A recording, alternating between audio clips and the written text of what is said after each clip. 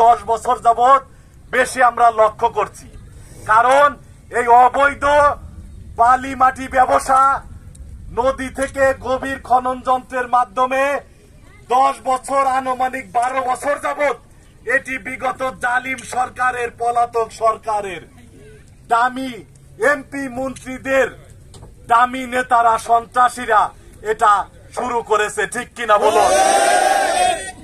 কাজেই শুধু নদীর তীরবর্তী এলাকা নয়, নদীকেও রক্ষা করতে হবে, শান্তিপূর্ণ আন্দোলন করতে হবে, ঐক্যবদ্ধ হতে হবে, আমাদের সজাগ হতে হবে, সচেতন হতে হবে।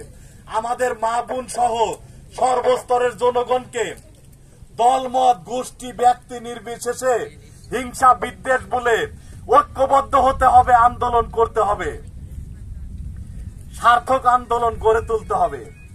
আমাদের আন্দোলন শুধুমাত্র আমাদের নিজেদেরকে রক্ষা করার জন্য।